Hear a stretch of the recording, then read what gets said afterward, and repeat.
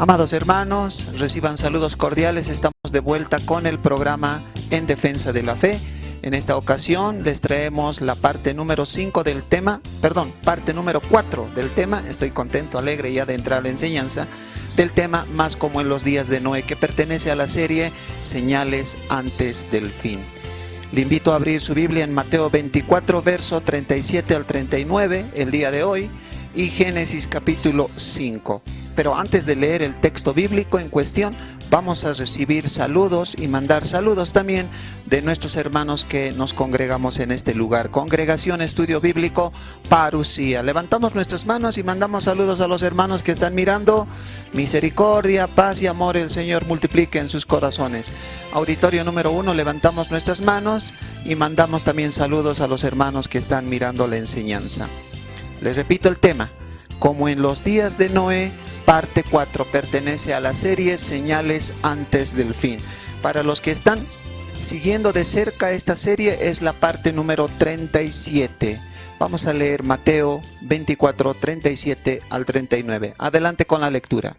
Escrito está: mas como en los días de Noé, así será la venida del Hijo del Hombre.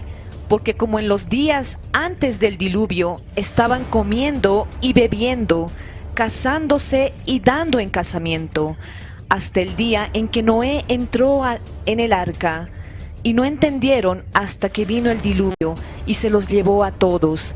Así será también la venida del Hijo del Hombre. Amados hermanos, continuamos estudiando la palabra de Cristo. Llegamos a la parte número 4, como en los días de Noé. ¿Cuántos de nosotros, amados hermanos, nos hemos propuesto leer toda la Biblia alguna vez? ¿Cuántos se han propuesto esto? ¿Podemos levantar la mano? Sí, alguna vez hemos dicho, voy a leer toda la Biblia. Y comenzamos con el primer libro, Génesis, capítulo 1, capítulo 2, capítulo 3, capítulo 4. Llegamos al capítulo 5 y parece ese capítulo un obstáculo.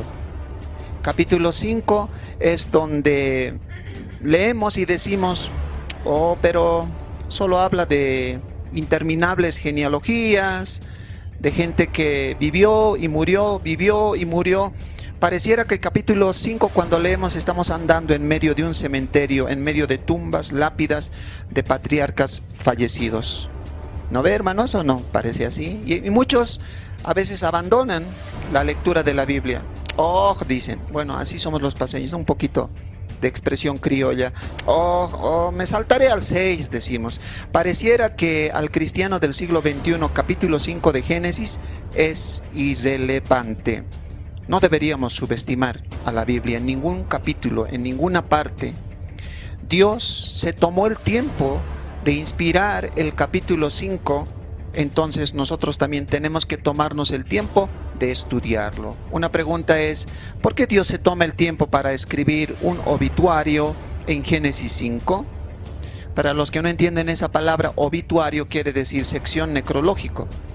Es algo que nos llama a pensar, ¿no? ¿Acaso no nos podemos ir directo al capítulo 6 de Génesis? Casi todos sabemos la historia de Noé y el diluvio. Pero no debemos, repito, subestimar al capítulo 5 de Génesis. Hay mucho que aprender. ¿Recuerdan? La Biblia dice, toda la escritura es inspirada por Dios, útil para enseñar, ¿qué más? Para redarguir, para corregir, ¿qué más? Instruir en justicia, 2 Timoteo 3:16. Toda la escritura es inspirada por Dios. Ninguna parte de la Biblia usted tiene que ver como algo que no voy a aprender mucho. De cualquier parte de la Biblia podemos aprender mucho. ¿Por qué Dios se toma el tiempo? Un registro de la generación de Adán. Eso es el capítulo 5, habla de la descendencia de Adán. ¿Por qué? Bueno, hay motivos y vamos a ir enumerando. Hay varios motivos. La respuesta inicial está en Génesis capítulo 5, verso 1 al 3. Fíjense, Génesis 5, 1 al 3. Vamos a leer, por favor. Adelante. Escrito está, este es el libro de las generaciones de Adán. El día en que creó Dios al hombre, a semejanza de Dios lo hizo. Varón y hembra los creó, y los bendijo, y llamó el nombre de ellos Adán. El día en que fueron creados, y vivió Adán 130 años, y engendró un hijo a su semejanza. Al leer esto, amados hermanos y hermanas, podemos ver que Dios tiene muchas razones de por qué registró una genealogía en el capítulo 5. Tiene muchas razones que vamos a ver ahora. Dios mantiene su palabra. ¿En qué? Dios promete un Salvador mandar a través de la simiente de la mujer. ¿Recuerdan Génesis 3:15? Tu simiente herirá, dice, ¿no ve?, en la cabeza, y la simiente de la serpiente herirá la descendencia de la simiente de la mujer en el calcañar. Se llama eso el protoevangelio. En el capítulo 5 vemos que es el libro de las generaciones de Adán. Dios en este capítulo 5 está registrando, listando a aquellos hombres de la descendencia de Set, para mostrar que hay una línea, una continuidad de la simiente por la cual llegaría el Salvador, el Mesías, el Cristo.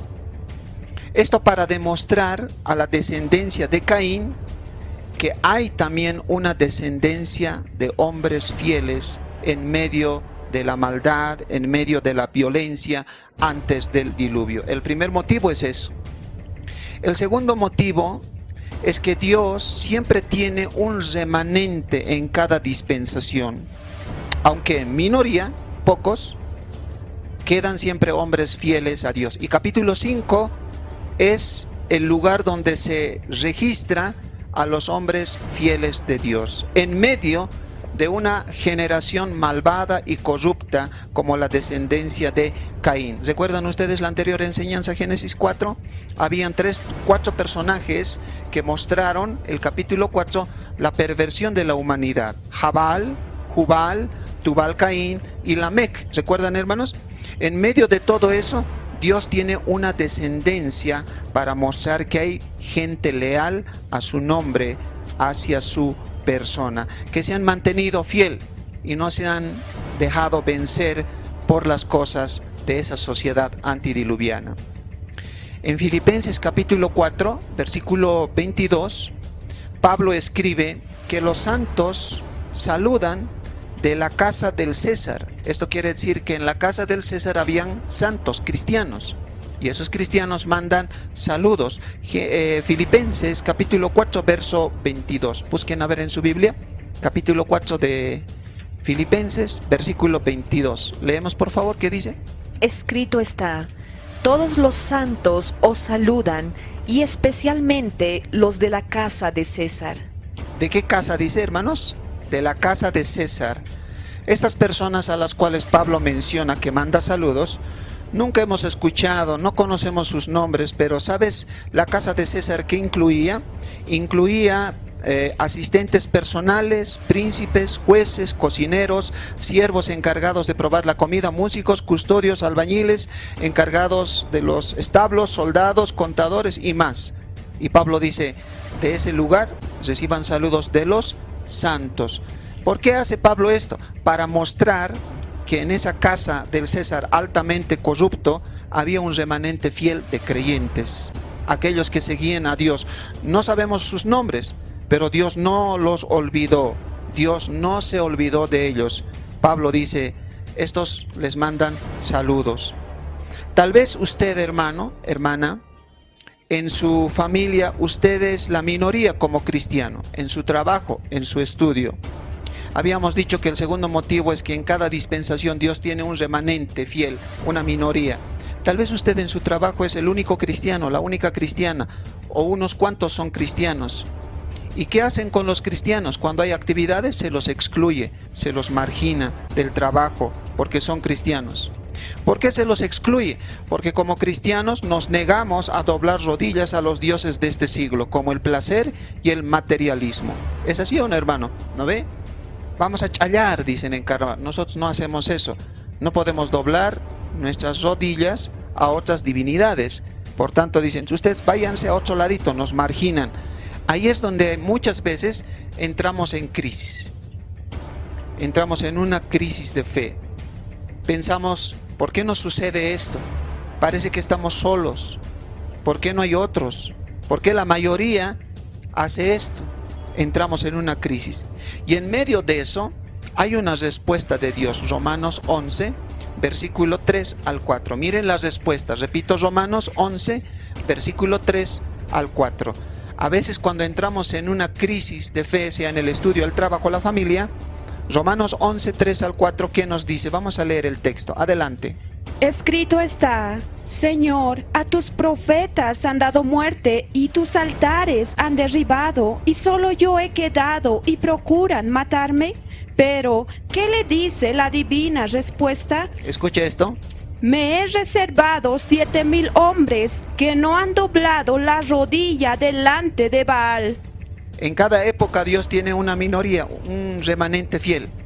Y este remanente fiel dice, no han doblado rodillas ante los dioses de esta época. Esto nos recuerda al profeta Elías. ¿Cuántos recuerdan a Elías, el profeta? Con estas palabras es como si Dios nos susurrara al oído para decirnos, no estás solo, eres parte de un gran pueblo que se mantiene fiel. En la versión Biblia al Día, Romanos 11, 3 al 4, me encanta esta versión, cómo traduce. Quisiera que escuchen, repito, Romanos 11, 3 al 4, Biblia al Día. Leemos, por favor. Escrito está: Señor, han matado a tus profetas y han derribado tus altares. Yo soy el único que ha quedado con vida, y ahora quieren matarme a mí también. ¿Y qué le contestó la voz divina? He apartado para mí 7,000 hombres, los que no se han arrodillado ante Baal. Estas palabras nos traen a la mente el episodio donde Elías sufre una crisis. Señor, quitaron la vida a tus profetas, creo que estoy solo. Jezabel había dado muerte a los profetas de Dios, pero la voz divina, me gusta la versión Biblia al Día, cómo traduce, la voz divina le dijo, no estás solo, tengo 7,000 reservados que no han doblado rodillas ante los dioses. En esta época, el placer y el materialismo. Tú no estás solo. Dios te ha hecho parte de un grupo grande, aunque remanente, para identificarse con nosotros aquí en la tierra, como Elías. ¿Por qué te quejas diciendo que estás solo?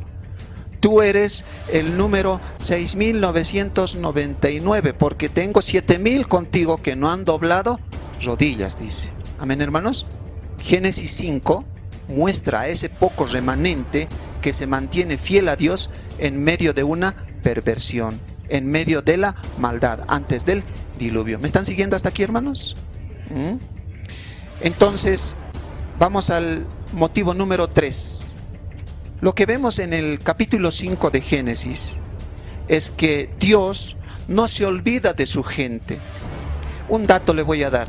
Desde el capítulo 1 hasta de la creación del hombre, Adán y Eva, hasta el capítulo 11, los expertos del Antiguo Testamento dicen, abarcan unos 2,000 años. O sea, desde la creación del hombre hasta Génesis 11 hay un lapso de tiempo que transcurre como 2,000 años por recorrer. Y le pregunto, ¿qué hubiera hecho usted si le tocaba escribir el Génesis? Bueno, como buen boliviano nos hubiéramos saltado del 5 al 6. ¿Para qué escribir nombres de personajes, genealogías? ¿Sí o no, hermanos? ¿No ve? Pero Dios tiene algo que enseñarnos, o mucho, en el capítulo 5 de Génesis. Ahí en este capítulo Dios registra los nombres de sus fieles, sí, de sus hombres leales a Él. Dios está interesado en grabar nombres de aquellos que le siguen y le son leales. La Biblia muestra que Génesis 5 registra esos nombres de los hombres fieles. ¿Sabían ustedes entonces que Génesis 5 es el lugar donde Dios toma lista, un registro de aquellos hombres que se han mantenido fiel a Dios? Ya estamos aprendiendo algo. Génesis 5 no es cualquier capítulo. ¿Me dejo entender, hermano? El último libro del Antiguo Testamento, ¿alguien sabe cómo se llama? No, no el de la Biblia, el último libro del Antiguo Testamento. Malaquías. El libro de Malaquías muestra cómo Israel está apartándose de Dios y Dios a través de Malaquías les llama al arrepentimiento, los exhorta a que vuelvan a Dios. Y en medio de ese apartamiento de Israel para con Dios hay un grupo, hay un remanente que temen a Dios y temen el nombre del Señor. En Malaquías 3, verso 16 leemos lo siguiente: Dios a través del profeta anima a los fieles a que se mantengan firmes. ¿Y dónde los toma? Los registra su nombre. Malaquías 3:16. Escuchen la lectura 3:16 de Malaquías. Escrito está: entonces los que temían a Jehová hablaron cada uno a su compañero, y Jehová escuchó y oyó, y fue escrito libro de memoria delante de él para los que temen a Jehová y para los que piensan en su nombre. Para los que temen a Dios y piensan en el nombre de Dios, la persona de Dios, Dios, ¿dónde los toma en cuenta? En un libro de memoria delante de él. Dios los registra a sus fieles en ese libro. ¿Qué libro? Libro de memoria. Los que temen a Jehová y los que piensan en su nombre. ¡Qué maravilloso! Dios no se olvida de los suyos, los registra en un libro. ¿Cómo dice Malaquías? Libro de memoria. O sea que Dios tiene una computadora grande con una memoria interna infinito para almacenar a los fieles que se mantienen firmes creyendo en Él. ¿Me dejo entender, hermano? Este mismo texto, Malaquías 3:16, en la versión lenguaje actual, escuchen lo que dice, por favor. Escuchen. Escrito está: cuando los que adoran a Dios y lo respetan oyeron lo que Dios dijo, hablaron entre sí. Dios se dio cuenta de esto y les prestó atención, y entonces mandó que se anotaran en un libro sus nombres para recordarlos. ¡Wow! ¡Qué maravilloso, hermano! ¿Los anotó en un libro para olvidarlos? No, para recordar. Dios no se olvida de los suyos. ¿Cuántos podemos decir: gracias, Señor, que no te olvidas de mí? Y antes del diluvio no se olvidó de los fieles, y en el capítulo 5 los registra. Estoy calentando tu corazón para que Dios ponga el querer como el sentir, para que leamos Génesis 5. Muchas veces leemos la Biblia, Génesis 1, Génesis 2, Génesis 3, Génesis 4, 5. Y tal fulano vivió y murió, vivió y murió. Ay, no, yo me saltaría al 6. Así somos, ¿no ve, hermanos? Así somos, ¿no ve? Había un hermano que comenzó a leer el Nuevo Testamento, Mateo, pero esto también repite en Juan, me saltaré. Esto Juan repite en Lucas, me saltaré. Se saltó muchos capítulos. Hermano, de cada capítulo podemos aprender mucho. Amén, hermanos. Aquí no se trata de saltar como conejo. Cristianos conejos, por favor, ya no salten, ya deténganse y estudien la Biblia. En el último libro, así como Malaquías, el último del Antiguo Testamento, Apocalipsis muestra que hay un libro del Cordero. Y en ese libro están registrados aquellos que aman y se han entregado a Cristo. El libro de la vida del Cordero, dice. Con estos ejemplos podemos decir que es grandioso ver que Dios está interesado en uno. Dios está tan interesado en usted que ha grabado su nombre. Tanto usted y yo estamos registrados en el libro de memoria. Amén, hermanos. Ahora, muchas veces, tanto usted y yo, tenemos dificultad en recordar los nombres. ¿Tenemos dificultad en recordar los nombres o no? ¿No ve? Dios nunca se olvida de nosotros. Si usted cree en Cristo, Él nunca se olvidará de usted. Los que temen al Señor y piensan en su nombre son registrados para salvación en el libro de la vida del Cordero. ¿Qué significa eso? Que Dios no se olvida de mí. Amén, hermanos. Al revés, nosotros nos olvidamos de Dios, ¿sí o no, hermanos? ¿No ve? Le pregunto, por aplicación, le pregunto: ¿es bonito o feo cuando se olvidan de usted? ¿Sabe usted lo que se siente ser olvidado? ¿Qué me dicen? ¿Es feo? ¿Es bonito? Díganlo pues. Es horrible que se olviden de usted. Muchos de nosotros nos olvidamos. Ejemplo, fechas de cumpleaños de nuestros hijos. O nos olvidamos de un hermano, de una hermana en la iglesia. O nos olvidamos de los cumpleaños de nuestros papás. Por eso le pregunto, ¿sabe usted lo que se siente ser olvidado? Es algo muy desagradable. Ser olvidado es lo mismo que ser rechazado. Es como decir que no valemos nada para aquel que nos olvidó. ¿Es así o no, hermanos? ¿No ve? Déjeme contarle una ilustración y quiero que preste esto atención. Un padre de familia salió de compras con su familia al mercado. Posiblemente si vive en La Paz este padre de familia, a la feria de la 16 de julio, o a la Uyustus, la Calatayud en la ciudad de La Paz, o en Santa Cruz, a la Mutualista o el Barrio Lindo, etc. Un padre de familia salió de compras con su familia al mercado. Después de recorrer toda la feria y luego de haber comprado lo que necesitaba, al volver de la feria se fijaron que habían olvidado al hijo menor. El padre de familia dice: volvamos a la feria. ¿Y recuerdan dónde hemos dejado por última vez al menor? Al regresar, vieron al hijo menor caminando triste en la calle con su mirada al suelo y sin rumbo. El padre corrió y le gritó: hijo. Se acercó y lo abrazó. Hijo, te amo, tan solo te olvidé, le dijo. Eso es más o menos la figura para con nosotros. Nosotros a veces nos olvidamos de las personas. Dios no se olvida de nosotros. Qué lindo padre que le dice: hijo, te amo, no te abandoné, tan solo te olvidé. En Génesis 5 vemos que Dios no se olvida de sus fieles. Qué maravilloso, ¿no, hermanos? ¿No eres ese papá, no, que ha hecho perder a su hijo? No eres tú. De seguro usted experimentó cuando uno es olvidado en sus cumpleaños. Cuando ese día llega, se olvidaron tal vez de usted recogerlo de la terminal cuando llega de un viaje, o le dijeron: te voy a llamar, y no le llamaron. Tal vez le dijeron: nunca te dejaré, pero te abandonaron. Por eso le digo, es feo o bonito que a uno le olvide. Es horrible, pero Dios no se olvida de nosotros. Amén, hermanos. Dios nunca se olvida de nosotros. Él nos hace saber: yo recuerdo a todos los que creen en mi nombre y me son fieles. En el libro de memoria están registrados, dice. ¡Wow!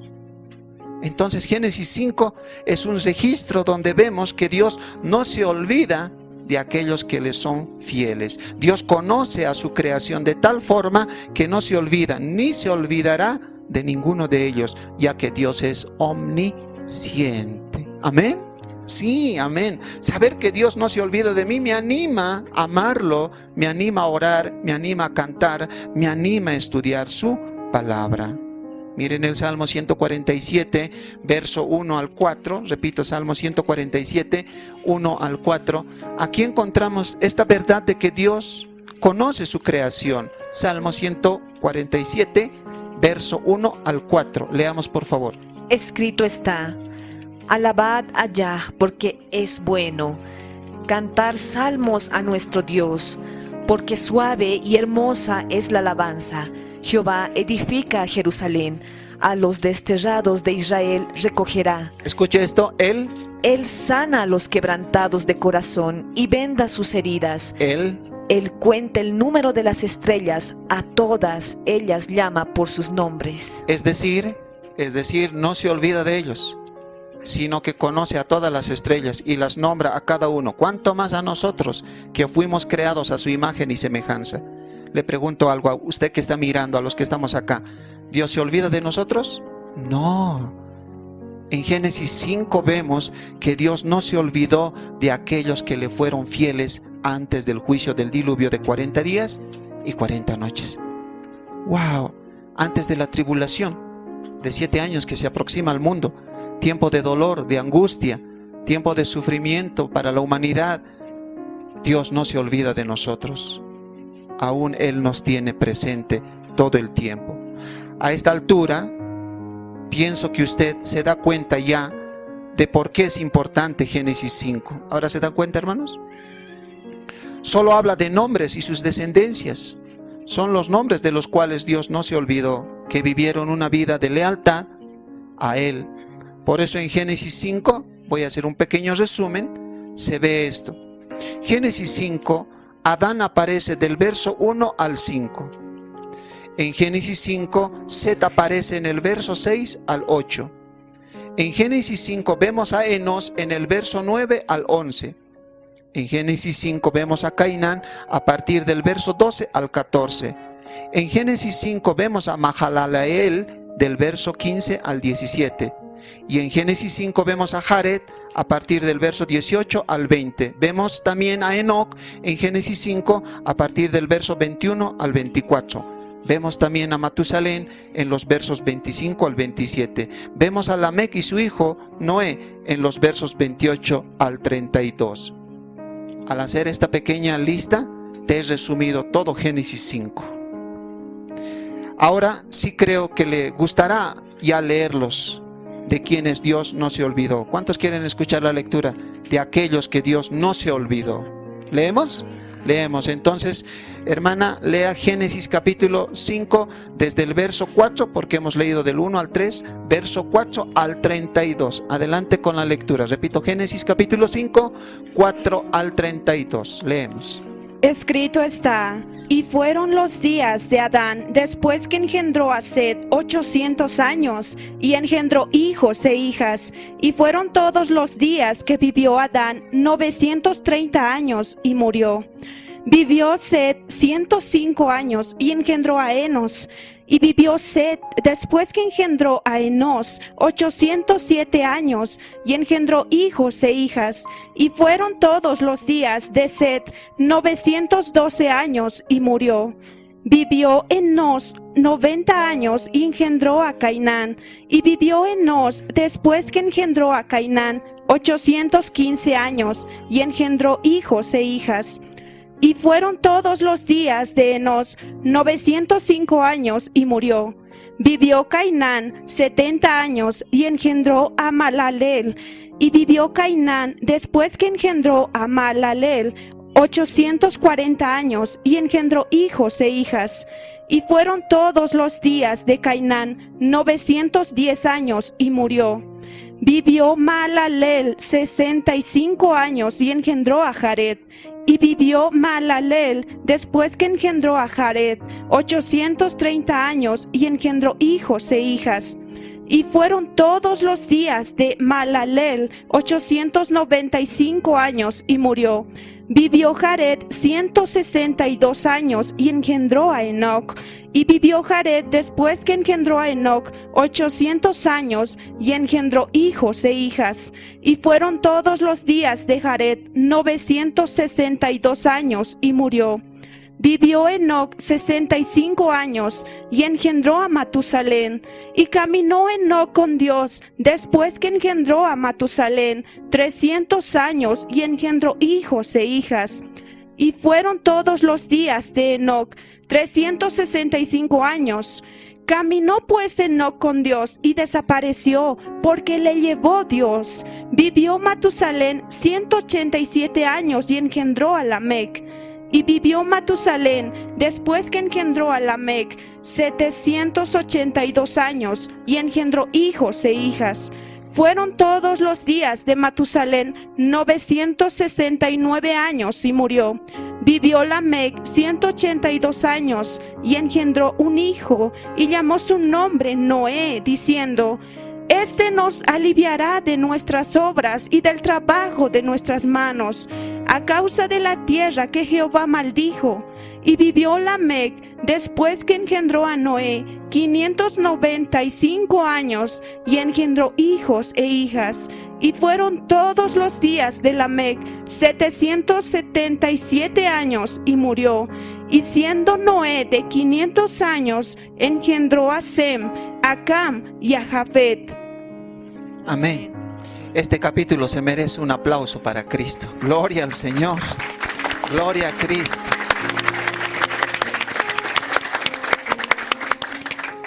Toda la lectura que acaba de oír y ver usted es el registro de hombres fieles que se mantuvieron firmes antes del diluvio, porque Dios no se olvida de los suyos. Déjeme hacer una pequeña aplicación con una pregunta a cada uno de los que estamos acá y los que están mirando.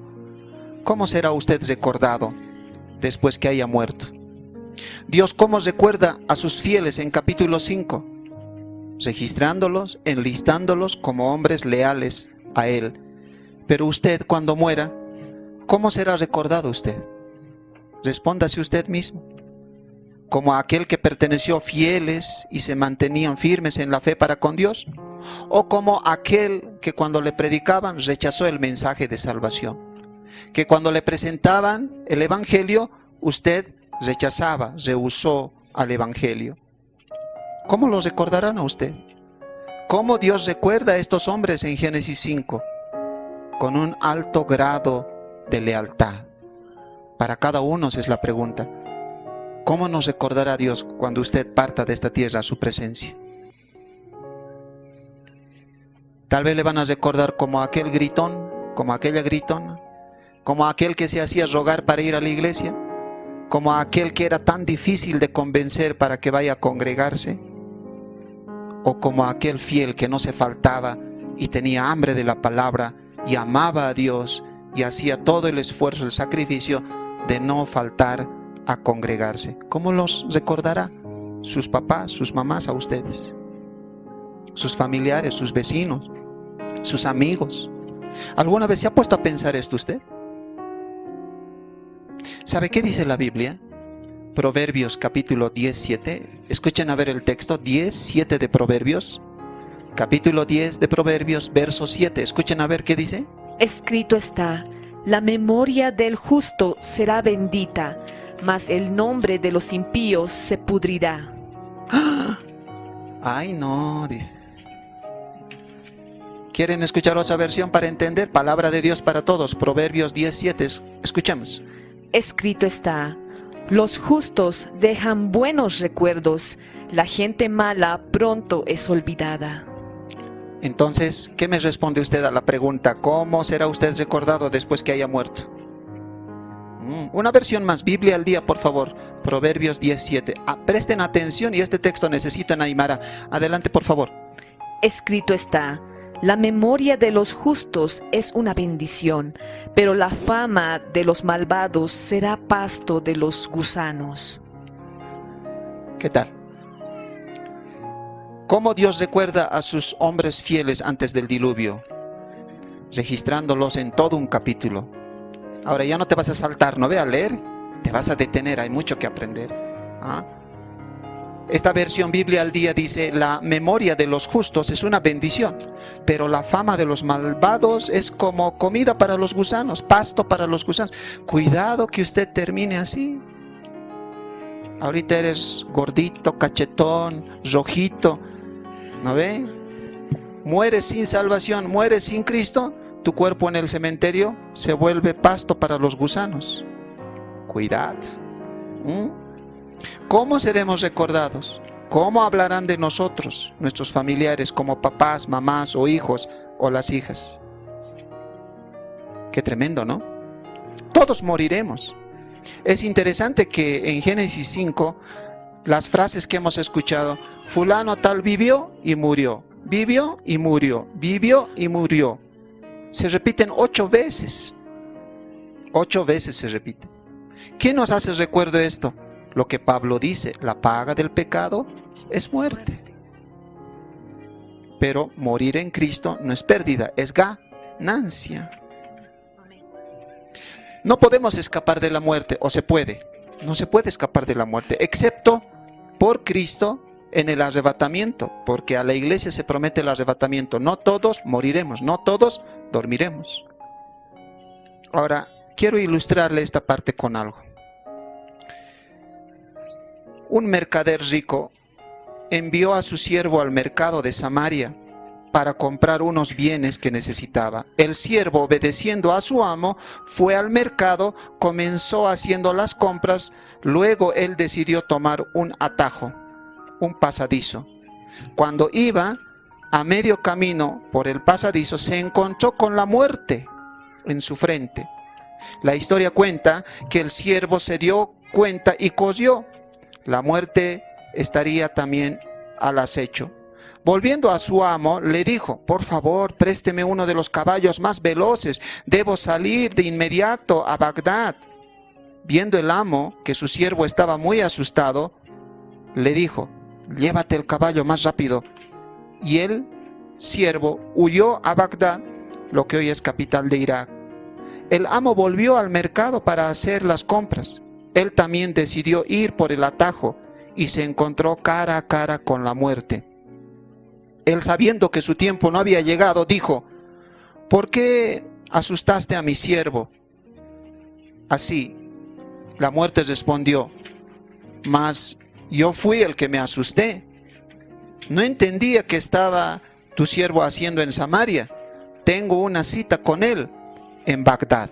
Ah, hermano, de la muerte no se puede escapar, excepto por Cristo en el arrebatamiento. Con esta ilustración la moraleja es que no podemos huir de la muerte. Solo por Cristo en el arrebatamiento no moriremos, porque está establecido que los hombres mueran una vez y después de esto el juicio. ¿Dónde dice eso?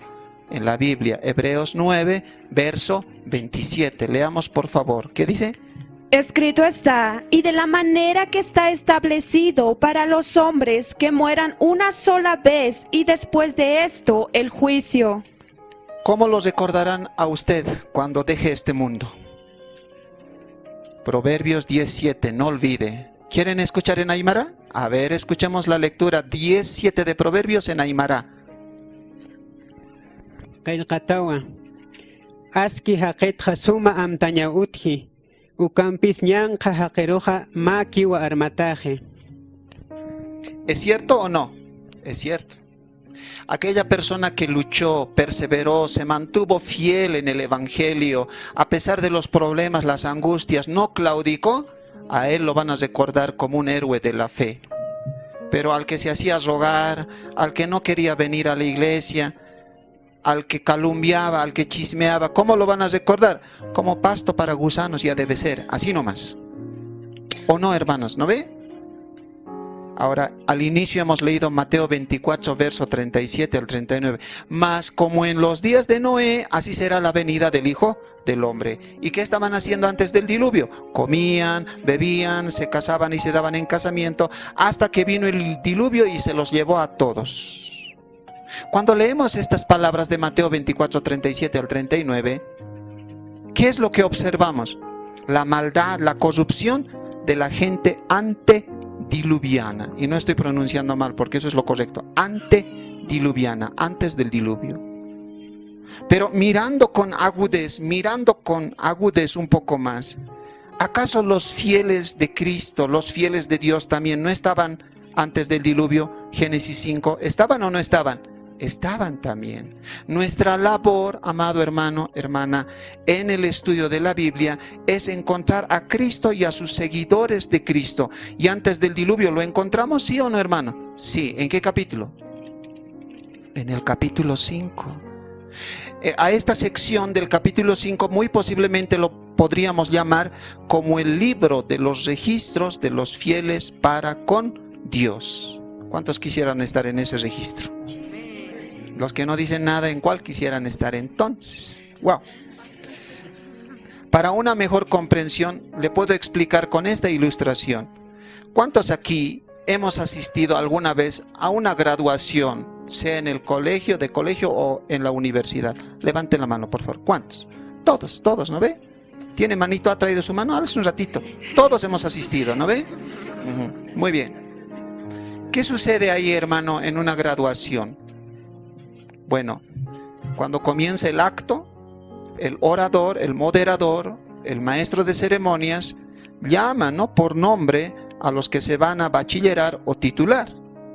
Y ellos entran, ¿no? Fulano tal ahora, entra, le aplauden y toma fila, ¿no? Toma su lugar. Los flamantes licenciados. Luego en el programa se pasa a destacar a los mejores alumnos, ¿sí o no, hermanos? Este año el mejor alumno es fulano tal, con una nota, un promedio de tanto así. Génesis 5 es como una graduación. Dios está llamando a sus fieles uno por uno. Vivió, murió, pero se mantuvo fiel. Vivió y murió, se mantuvo fiel. Y va a destacar a 2 alumnos excelentes antes del diluvio. ¿Quieren conocerlos quiénes son? Uno es Enoc y el otro es Matusalén. Esa ilustración nos ayuda a entender, ¿sí o no, hermanos? Nos ayuda a comprender. ¿Quién de nosotros no ha asistido a una graduación? Sea en Santa Cruz, sea aquí en La Paz. todos. ¿Se destaca a los mejores alumnos aplicados, sí o no, hermano? Se los destaca. Y Dios en Génesis capítulo 5 va a destacar a dos aplicados en la fe, Enoc y Matusalén. Ahora, ya que Dios se tomó el tiempo para hablar de ellos, nosotros también nos daremos el tiempo para aprender de quién dije, de Enoc y Matusalén. Pero antes vamos a alabar a Cristo porque Él no se olvida de sus fieles. Amén.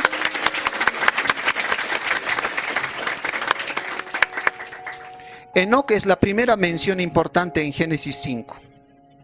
En la Biblia 5 veces aparece Enoc, tanto en el Antiguo y el Nuevo Testamento. Número 1, Judas verso 14 y verso 15. Por favor, Judas verso 14, vamos a leer primero. Ahí el autor menciona a Enoc. Judas, antes de Apocalipsis, solo tiene 25 versículos. En el verso 14, miren lo que dice con respecto de Enoc. Adelante.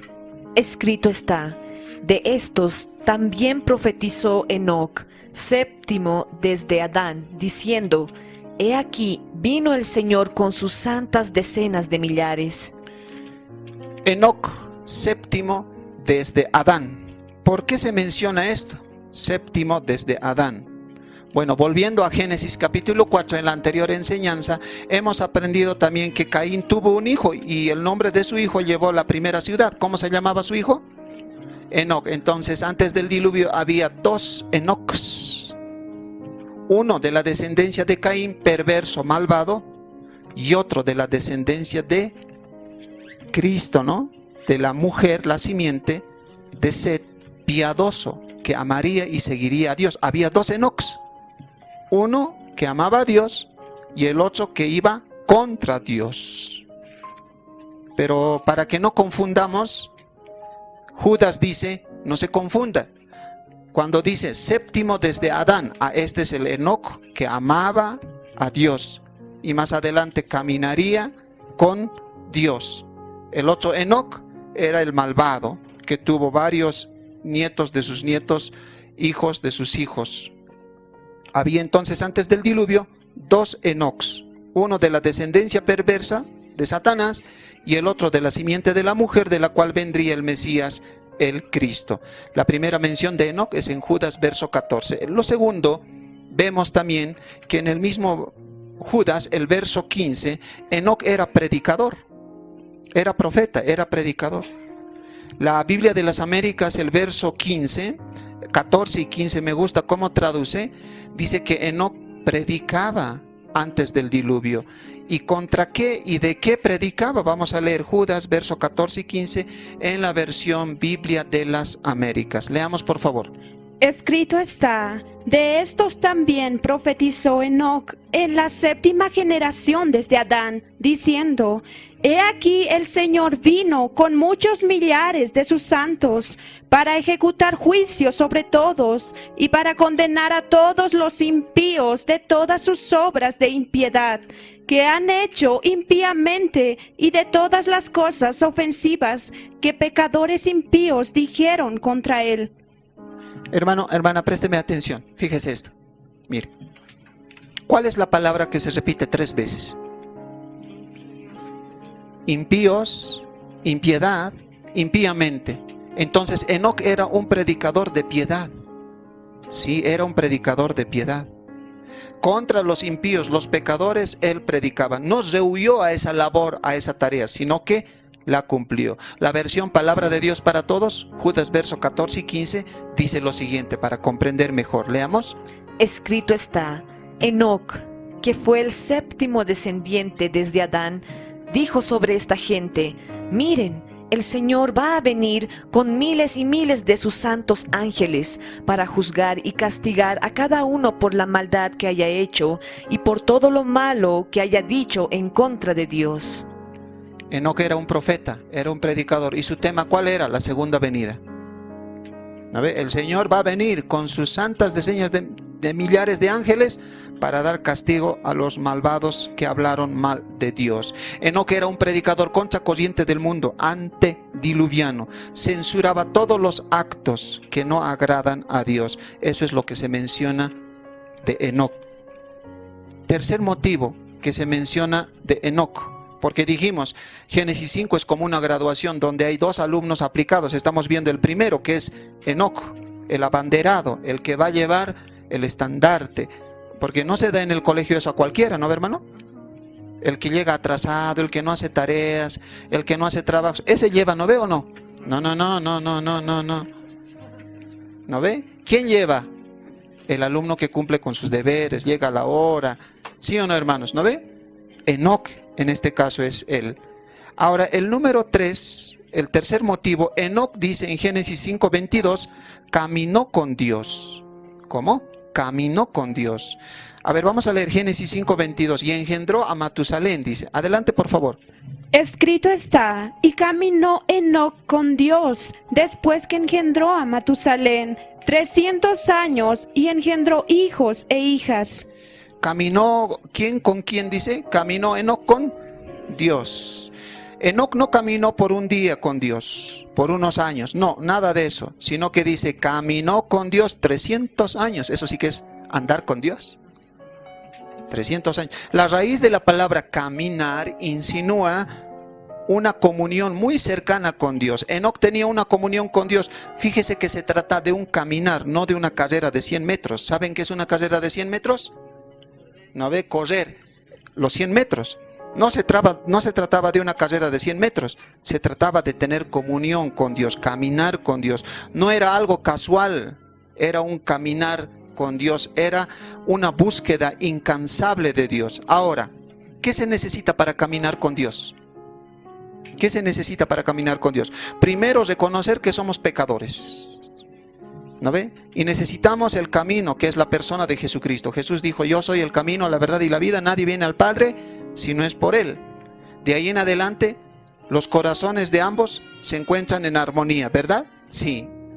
Pero no solo armonía necesitamos, también necesitamos estar de acuerdo. El profeta Amós 3, en su capítulo 3, Amós dice en el verso 3, ¿andarán dos juntos si no están de acuerdo? Para andar también hay que estar de acuerdo, ¿o no, hermanos? ¿No ve? Amós 3, verso 3, lea a ver qué dice. Escrito está, ¿andarán dos juntos si no estuvieren de acuerdo? Traducción lenguaje actual, leamos también, ¿qué dice? Escrito está, si dos personas andan juntas, es porque están de acuerdo.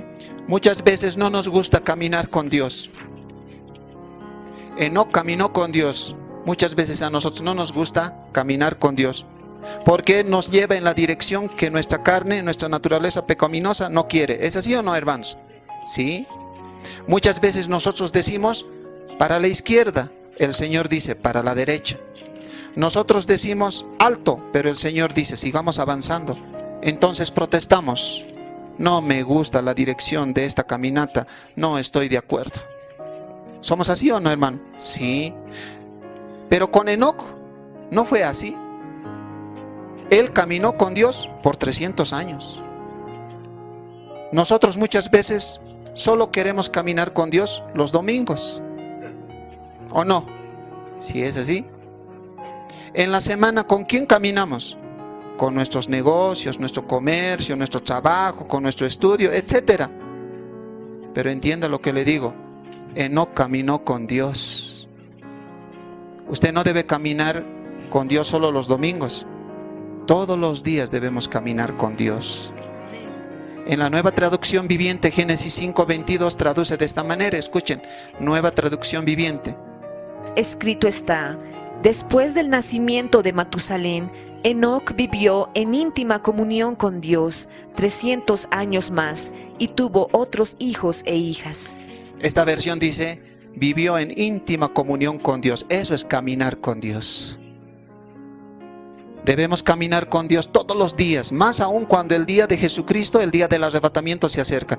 Debemos caminar con Él, no dejando de congregarnos. Usted está congregado con Dios 24/7, 24 horas, 7 días a la semana. ¿Sí o no, hermano?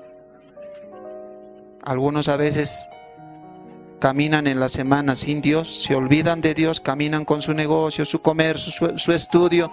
Ah, me acuerdo también, soy hermano, ¿no? Se acuerdan, ¿ve? Cuidado, hermano, que no te suceda eso. Caminar, ese verbo que aparece en Génesis 5:22, muestra acción, continuidad. ¿No dice el texto Enoc pensó caminar con Dios, o reflexionó caminar con Dios, o dijo, caminaré con Dios cuando sea viejito. No, Enoc caminó con Dios. Eso afirma el texto. ¿Estamos de acuerdo, hermano? Esto nos lleva a muchas cosas. ¿Qué implica caminar con Dios? Déjeme decirle. Aunque Enoc era pecador, él caminó con Dios para crecer espiritualmente. ¿Cuántos años usted está en la iglesia y no sabes los conceptos básicos de salvación, justificación, santificación, glorificación? Es que no estás caminando con Dios. Pero voy a la iglesia, sí, pero no estás caminando con Dios. Caminar con Dios implica andar a la par de Dios. Esto es sin adelantarse ni atrasarse. Caminar con Dios es vivir bajo su seguridad y protección en un mundo de maldad y corrupción. Caminar con Dios es estar congregado con Él 24 horas, no solo los domingos. ¿Sí o no, hermanos? Sí. Dios debe ser considerado, caminar con Dios debe ser considerado como un honor, porque estamos al lado del Creador, al lado del autor y consumador de nuestra fe. Caminar con Dios significa caminar bajo su mirada. Él me está mirando. Enoc caminaba de esa manera. ¿Estás a ti? ¿Están oyendo? Algo más de Enoc. En Hebreos 11:5. ¿Qué más dice la Biblia de este alumno aplicado antes del diluvio? Hebreos 11:5. Busquen en su Biblia 11:5 de Hebreos. Adelante. Escrito está: por la fe Enoc fue traspuesto para no ver muerte, y no fue hallado porque lo traspuso Dios. Y antes que fuese traspuesto, tuvo testimonio de haber agradado a Dios.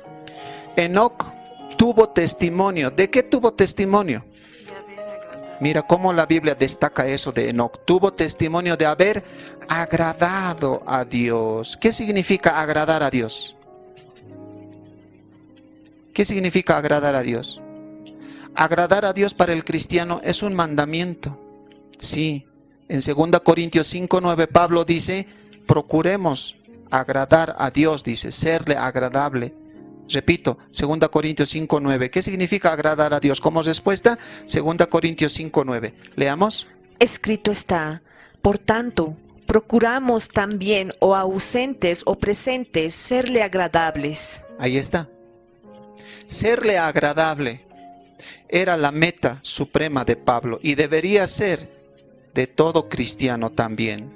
Serle agradable es un término, es el mismo que se emplea en Tito 2:9 para describir a siervos apasionados con la meta de agradar a sus amos.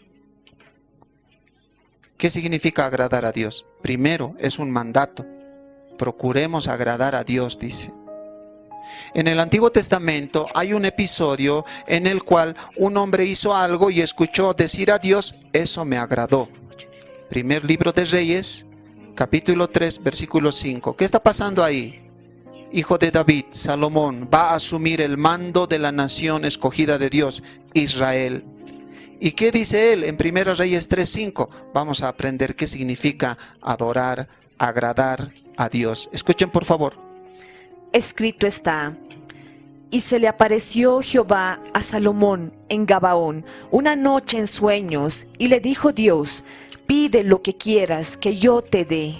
Subraya esas últimas palabras, pide lo que quieras que yo te dé.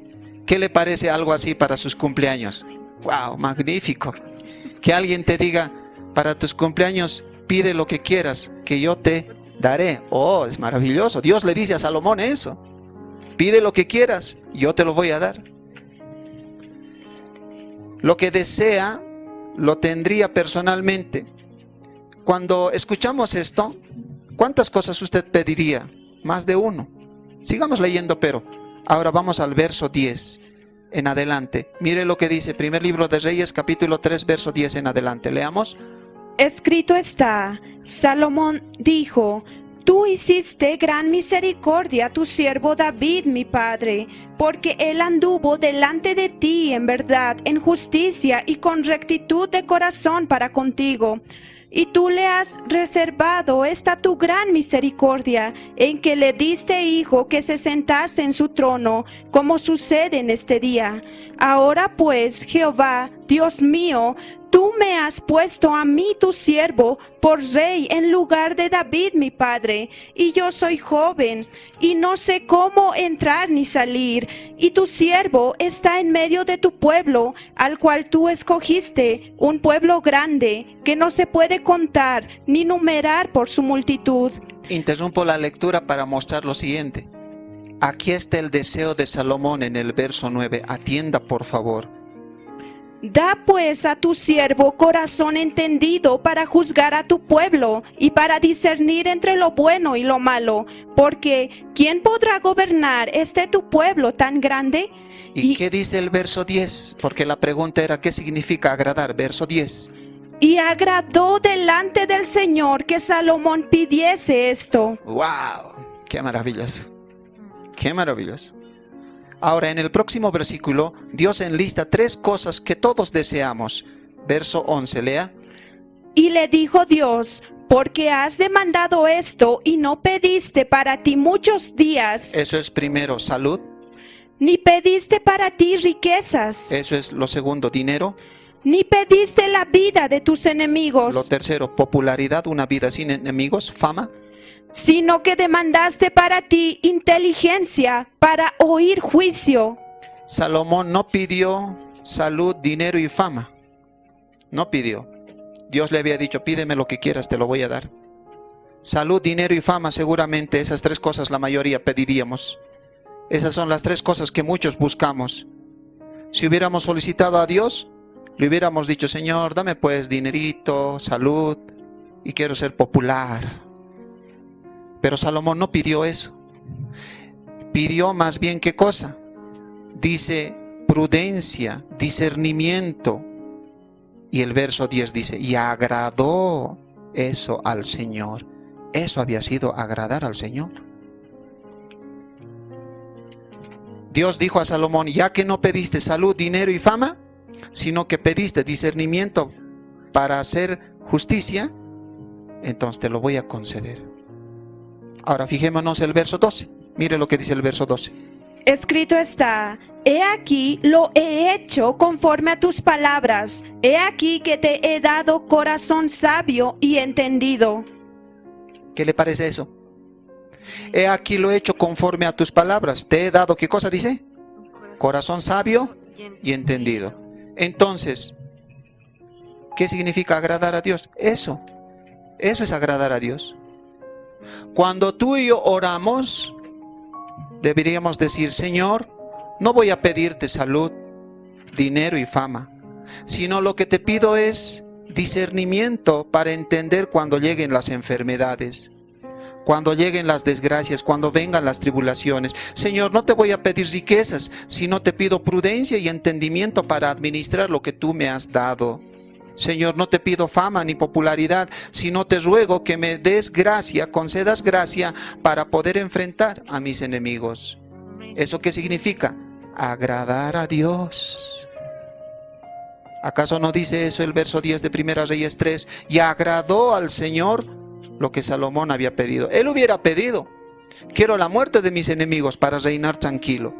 Quiero también riquezas para que Israel sea una potencia mundial. Y quiero también no enfermarme, quiero salud. Salomón dice, no quiero esas 3 cosas. Lo que quiero es entendimiento para hacer tu voluntad. Eso es agradar a Dios. Dice que Enoc tuvo testimonio de haber agradado a Dios. 2 Corintios 5:9 hemos leído que un mandamiento es buscar agradar a Dios, y esta versión, Palabra de Dios para Todos, 2 Corintios 5:9, lo expresa de esta manera. Leamos, por favor. Escrito está, nuestro único propósito es agradar a Dios, ya sea que estemos viviendo en nuestro hogar o lejos de Él. ¿Qué le parece? Tu propósito, mi propósito es agradar al hombre. Si tú agradas al hombre, agradas al diablo. Y si tú agradas a Dios, el diablo se va a enojar. ¿Es así o no, hermano? ¿Es así? Debemos buscar agradar a Dios, no pidiendo salud, riquezas y dinero, sino juicio y prudencia para que Dios nos ayude a hacer su voluntad. ¿Estamos de acuerdo, hermanos? ¿Cuántos podemos alabar a Cristo? Estamos aprendiendo su palabra. Gloria al Señor.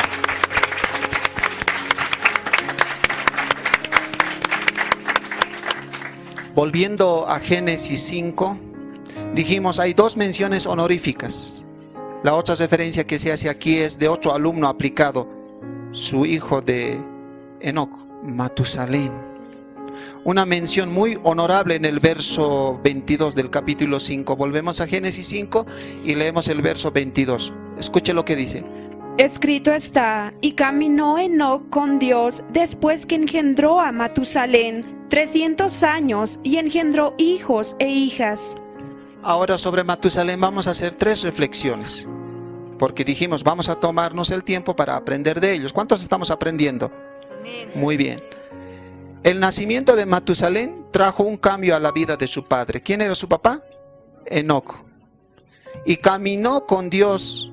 ¿Cuándo comenzó Enoc a caminar con Dios? Después que engendró a Matusalén. Antes no.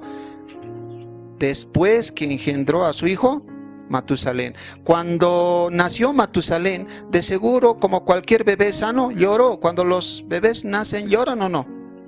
Lloran, ¿no ve? Y ese llanto conmovió el corazón de Enoc, y Dios utilizó ese llanto de su bebé para generar un deseo en el corazón de Enoc. ¿Cuál? Andar con Dios. Es como si Enoc dijera, ahora que mi hijo ha nacido, debo caminar con Dios, porque Él me está mirando. Por eso dice el texto, después que engendró a Matusalén, Enoc caminó con Dios. ¿Cuántos años? 300 años. Ahora déjeme contarle una ilustración. Déjeme decirle algo. Existe una historia de un alcohólico que vivió toda su vida en el pecado de la embriaguez. Por ese vicio él descuidó su hogar, su familia, su esposa. Este alcohólico gastaba todo el dinero en el vicio. Y un día nació un bebé en ese hogar. Y los vecinos decían, pobre guagua, una desgracia de hogar le ha tocado. Borracho su papá, ¿qué va a hacer de él? Y un día el niño creció.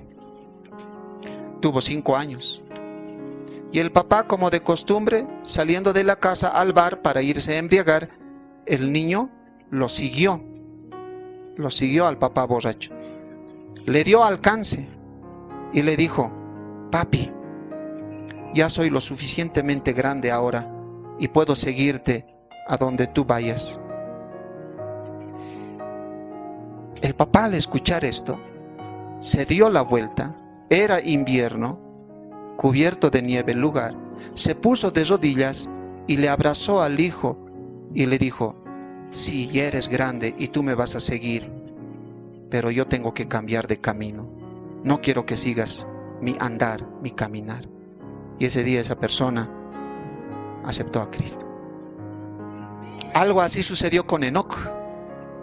Después que engendró a Matusalén, Enoc comenzó a caminar con Dios. Lo mejor que usted y yo podemos hacer por nuestros hijos, ¿qué es? ¿Darle el mejor celular? ¿Darle Netflix? ¿Darle la mejor tablet? No. Lo mejor que usted puede hacer por su hijo, que podemos hacer, es caminar con Dios, para que ellos no se avergüencen de seguir nuestros pasos. ¿Estás entendiendo, hermano? ¿Hermana? Le pregunto, ¿usted camina con Dios? Si su respuesta es no, entonces urgentemente venga rápidamente a Cristo, porque Él perdona nuestros pecados. Venga rápido. Dios muestra su misericordia al pecador. Déjeme decirle algo. Si tú no estás caminando con Dios, estás caminando mal. Estás caminando contra Dios. Si tú no caminas con Dios, estás caminando con Caín. Amado hermano, hermana, pregúntese, ¿usted camina con Dios? Enoc comenzó a caminar después que nació su hijo Matusalén. Matusalén le cambió la vida. ¿Qué pasos tus hijos van a seguir? Si usted viene por primera vez acá o está mirando por primera vez esta enseñanza, que su hijo no se avergüence de seguir sus pasos. Usted camine con Dios. ¿Estamos de acuerdo, hermanos? Algo sobresaliente que le digo de Enoc es que la Biblia en Hebreos 11, verso 5, cuando hemos leído, tuvo testimonio de haber agradado a Dios, caminó con Dios. También ese texto dice que fue traspuesto, Dios lo traspuso. ¿Dónde se lo llevó Dios a Enoc? A su presencia, al cielo. 3 veces en Hebreos 11:5 se repite traspuso, traspuesto, traspuesto. ¿Quieren escuchar? 11:5 de Hebreos, por favor, leamos. Escrito está: por la fe Enoc fue traspuesto para no ver muerte, y no fue hallado, porque lo traspuso Dios. Y antes que fuese traspuesto, tuvo testimonio de haber agradado a Dios. ¿Qué le parece? Esa palabra traspuesto en gramática es un adjetivo, significa pasar al otro lado. Enoc pasó de este mundo a la presencia de Dios. ¿Acaso eso no le dice algo? La iglesia muy pronto será arrebatada también. ¿O no, hermano? Enoc es un símbolo, un destello del arrebatamiento. Antes del diluvio Dios se lo recoge a Enoc. Antes de la tribulación de 7 años, la semana 70 de Daniel, Dios recogerá también a su cuerpo, que es la iglesia. Qué maravilloso, hermanos, amén.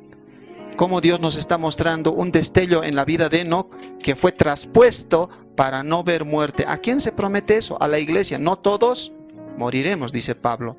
No todos dormiremos. Seremos en un abrir y cerrar de ojos transformados. Qué maravilloso saber eso. Pero fíjese algo. Cuando hablamos del arrebatamiento de la iglesia, el arrebatamiento de la iglesia comienza con el nuevo nacimiento.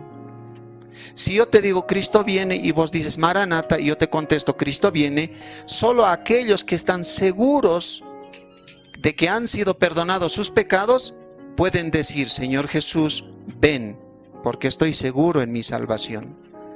Por la fe Enoc fue traspuesto. Por la fe significa que la fe en Cristo lo justificó a Enoc. Eso quiere decir nuevo nacimiento, regeneración, perdón de pecados. El arrebatamiento es para aquellos que han recibido la salvación. Le pregunto, ¿usted es salvo? Claro, yo soy salvo. ¿Por qué es salvo usted? Porque voy a la iglesia. O sea que porque entra a un garaje usted es auto. Porque entra a una iglesia usted es cristiano. No, el hábito no hace al monje. ¿Acaso usted cuando entra al agua se siente pez? Bueno, algunos se sienten ballena cuando entran a la piscina, pero es otra cosa eso, ¿no ve? ¿Acaso porque vienes a la iglesia te vuelve eso salvo, cristiano? No. El ser salvo implica tener fe solamente en Cristo. La sola fe en Cristo justifica. Enoc por la fe fue llevado a la presencia de Dios. La iglesia tiene que estar justificada y tiene que estar siendo santificada. Hebreos 11:5 en la versión Biblia al día. Mire lo que dice, por favor, leamos. Escrito está: por la fe Enoc fue sacado de este mundo sin experimentar la muerte. No fue hallado porque Dios se lo llevó, pero antes de ser llevado recibió testimonio de haber agradado a Dios. El arrebatamiento implica que primero debemos ser justificados por la sola fe en Cristo Jesús, la cual es la salvación, el perdón de nuestros pecados. En el arrebatamiento participarán los que son nacidos de nuevo, nacidos de arriba, nacidos del Espíritu Santo y del agua. Ellos serán sacados de este mundo. Por eso podemos decir: la gloria sea solamente a Dios. Maranata, Cristo viene, porque estoy seguro que Cristo perdonó mis pecados. Amén, hermanos. Amén. Volvamos a leer Hebreos 11:5, la primera parte. Escuchen, por favor.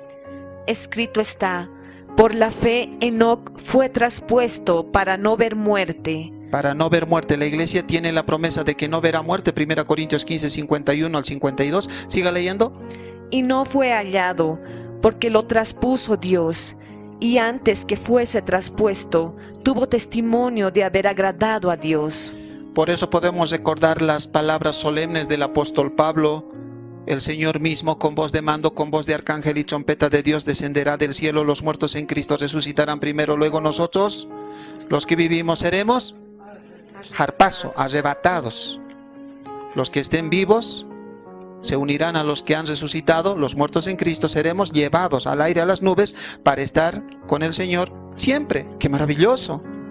Enoc ya experimentó eso, pero dentro de poco viene para el cuerpo de Cristo eso también, el arrebatamiento. ¡Qué maravilloso, hermano! Eso quiere decir que tú y yo no vamos a estar siempre en este mundo.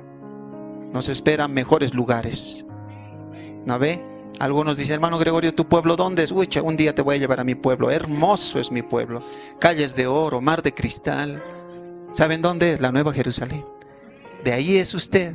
De ahí somos. En el arrebatamiento, ¿quiénes participarán? Los que han nacido de nuevo, los que han pedido perdón de pecados. Gloria al Señor. ¿Alabamos a Cristo? Gloria a Cristo. Matusalén cambió la vida de Enoc.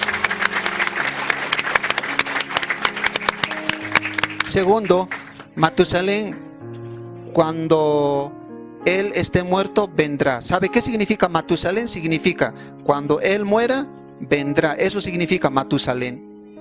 Si nos fijamos, este es un gran nombre. En la antigüedad los nombres eran elegidos según el significado. Así que cuando Enoc iba a morir, vendría. ¿Vendría qué cosa? El diluvio, el juicio. Imagínese ahora al padre de Enoc y su mamá de Enoc. Si Matusalén significa cuando él muera vendrá, entonces los papás de Matusalén a cualquier cosita ya estaban preocupados. Si la guagua se enfermaba, el bebé se enfermaba, ya dicen no, porque cuando él muera vendrá el juicio. Entonces no, hay que curarle, sanarle, nomás lo que sea. Al pediatra llevaremos así, aunque no había en esa época pediatra. Ellos andaban preocupados porque su nombre significa cuando él muera, vendrá. Oh. Entonces, los papás andaban preocupados. Llegaba Enoc del trabajo, ¿cómo está la guagua? Un poquito tiene cólico, le adolí su barriga, sí, pero ¿seguro que les cuidó? Sí, porque ya sabes, si él se nos va, viene el juicio. Ya se imaginarán los papás cómo andaban. A cualquier síntoma de malestar, ya ellos estaban preocupados. Cuando él muera, cuando él esté muerto, vendrá. Para algunos un nombre extraño, a menos que entienda la cronología de la historia. Si nos fijamos en el registro histórico, sucede que cuando Matusalén murió, el diluvio cubrió la tierra. ¿Sí o no, hermanos? Eso significa Matusalén. Ahora, dijimos que Enoc en Judas 14 era profeta y predicador. Entonces Dios a los profetas, antes de que el canon se cierre, comunicaba sus verdades a través de sueños y visiones. Muy posiblemente Dios a Enoc le avisó en sueño o en visión, ¿no? Tu hijo, el significado del nombre de tu hijo es morirá. Y cuando él muera, vendrá el juicio. Enoc no sabía eso, si sería de aquí a 2 semanas, a 2 meses, a 200 años. No sabía. Entonces Enoc tenía que predicar a tiempo y fuera de tiempo. Pero ambos, papá y mamá de Matusalén, andaban preocupados. Eso quiere decir que cuando Matusalén muere, inevitablemente el juicio tendría que llegar a las naciones del mundo para castigar por su impiedad. ¡Wow! ¡Qué increíble! Número 3. ¿Qué más se dice de Matusalén? Según Génesis 5:27, Matusalén es el hombre que más años vivió en la Biblia. ¿Cuántos años vivió? Génesis 5:27. Vamos a escuchar la lectura. Repito, Génesis 5:27. Escrito está: fueron pues todos los días de Matusalén 969 años y murió. Parafraseando podemos decir, cuando este muchacho muera, 900 años. Cuando este muchacho muera, el juicio vendrá. ¿Cuál juicio? El diluvio. Dios, mi hermana, Dios con Matusalén estaba mostrando sus atributos. ¿Cuáles? Bondad, paciencia, gracia para con la humanidad. ¿Cómo? Dejando vivir a Matusalén 969 años. Dios estaba dando a esa gente oportunidad, 900 años para que se arrepientan, muy aparte de lo que Noé predicó. ¿Se dan cuenta, hermano?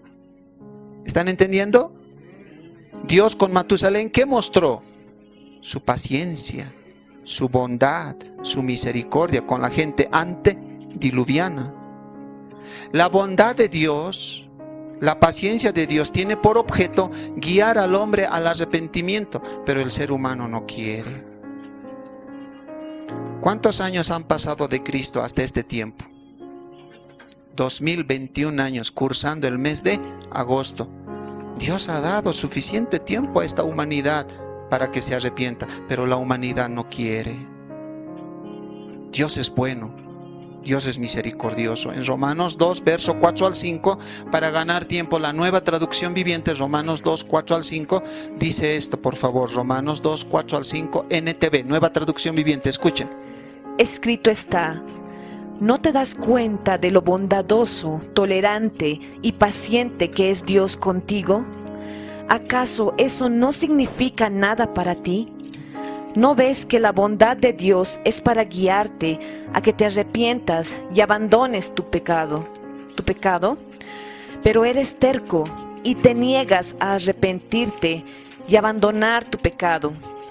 Por eso vas acumulando un castigo terrible para ti mismo, pues se acerca el día de la ira en el cual se manifestará el justo juicio de Dios. ¿Qué le parece? Te está hablando a ti, directo para ti es, dedicado a vos es. ¿No te das cuenta que Dios te está dando tiempo de vida, pero tú no quieres arrepentirte? Lo único que haces es amontonar juicio tras juicio para el día del juicio, donde se te desembolsará todo lo que has acumulado. Venga a Cristo. Dios a la gente antediluviana le dio 900 años de su misericordia para que busque a Dios, pero ellos no quisieron. Mientras Matusalén esté vivo, había oportunidad. Murió Matusalén, Dios inmediatamente levanta a Noé y le ordena construir un arca de tantas dimensiones y el diluvio viene. Eso vamos a estudiar a las próximas. ¡Wow! Génesis 5 es un capítulo importante, entonces, ¿no se van a saltar ya? Por favor, por favor. ¿Qué aplicación sacamos de Matusalén? Vivió 969 años y murió. El destino de todos es la muerte. A nosotros no nos gusta pensar en esto, menos hablar, pero debemos pensar en eso porque la muerte es una realidad. Aún así, uno de los hombres más piadosos como Moisés que jamás ha vivido, en el Salmo 90:12 nos dice lo siguiente: debemos hablar de la muerte porque es un tema real. En el Salmo 90:12, mire lo que dice, por favor, Salmo 90:12. Escrito está: enséñanos de tal modo a contar nuestros días, que traigamos al corazón sabiduría. Un cristiano dijo: no estamos listos para vivir si primero no estamos listos para morir. Le pregunto, ¿para cuál de ambas cosas está listo usted? ¿Para cuál? No a las dos, ¿para cuál? Consideremos profundamente nuestra propia fragilidad y la brevedad e incertidumbre de la vida para que podamos apreciar vivir por la eternidad con Cristo. Conocernos a nosotros mismos y estar en paz para que podamos morir en su favor y vivir y reinar con Él por la eternidad. A veces no pensamos nosotros cuán frágil es nuestra vida. Bueno, la vida que Dios nos ha dado. Un resfrío te puede meter a la cama y ahora, hermano, con todo lo que estamos viviendo, la pandemia, el COVID, somos más frágiles, ¿sí o no, hermano? ¿No ve? ¿Te has puesto a pensar en la fragilidad de nuestra existencia? Si te pones a pensar en esto, eso quiere decir que estás preparado para morir y vivir con Cristo por la eternidad.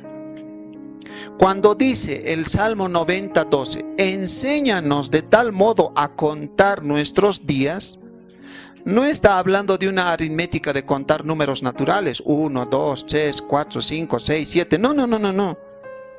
No hay necesidad de enseñanzas divinas para eso, más bien deberíamos contar de verdad los días y las semanas, los meses que de verdad hemos vivido para el Señor.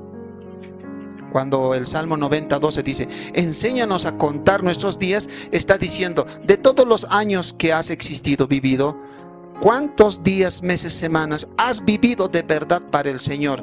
Contá eso, dice. Enséñanos a contar nuestros días, de modo que traigamos sabiduría a nuestro corazón.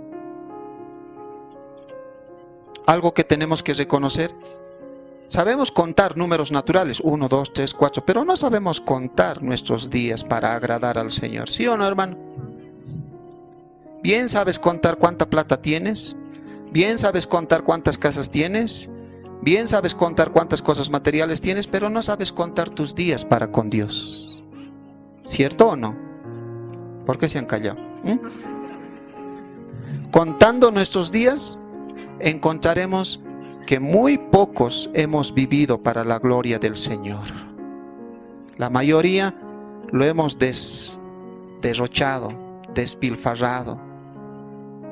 Tu vida es prestada por Dios y lo estás despilfarrando. En el Salmo 90, versículo 12, en la versión Biblia al día, dice lo siguiente. Escuchen a ver, Salmo 90, 12, Biblia al día. Escrito está: enséñanos a contar bien nuestros días, para que nuestro corazón adquiera sabiduría. ¿Qué le parece? ¿Saben contar ustedes sus días? ¿Cuentan sus días? ¿Cuántos días has vivido para la gloria del Señor? ¿Y cuántos has vivido para este mundo? ¿Cuántos años has vivido para la fábrica donde trabajabas y te has jubilado? ¿No ve? ¿No ve? Uno de los hombres más mansos de la tierra, Moisés, dijo estas palabras que David los recopiló en el Salmo 90:10. En el Salmo 90:10 leemos esto, por favor, mire. Escrito está: los días de nuestra edad son 70 años, y si en los más robustos son 80 años. Con todo, su fortaleza es molestia y trabajo, porque pronto pasan y volamos. ¿Qué le parece? ¿Cuántos años tiene que vivir un ser humano normal? 70, y en los agradecidos con Dios, 80 años, la yapa, 10 años.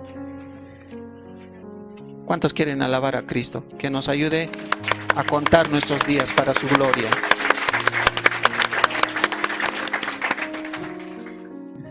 Amados hermanos, en el Salmo 90, verso 10, los días de nuestra edad, dice, son 70 años y en los más robustos 80 años.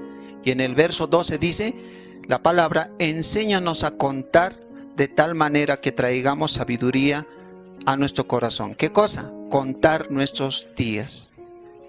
Lo que ustedes ven aquí se llama el reloj de la vida. Salmo 90, verso 12, el reloj de la vida. Todos conocen el reloj, ¿no ve? Todos conocen el reloj. Ahora, fíjese algo. Un cristiano llegó a esta conclusión y lo llamó el reloj de la vida. Si usted tiene 15 años, en este reloj para ustedes 10 de la mañana con 25 minutos. Si usted tiene 20 años, para usted en este reloj es 11 de la mañana con 34 minutos.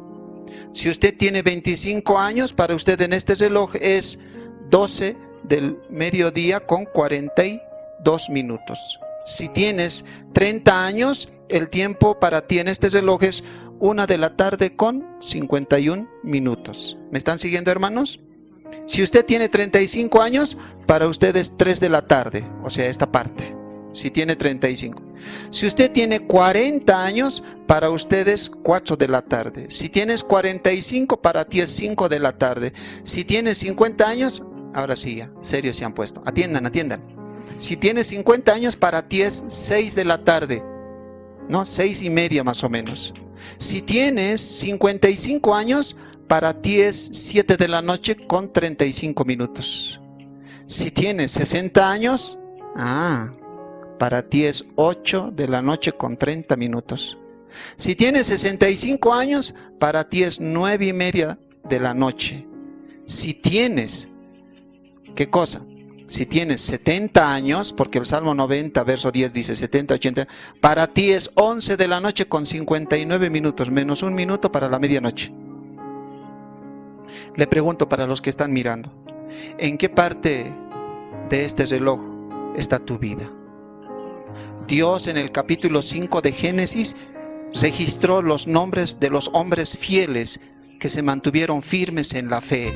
Usted manténgase firme en la fe, porque el Señor viene muy pronto. Que Dios los bendiga, hermanos. Ha sido un gusto explicarles la palabra del Señor. Que Dios los guarde, hermanos.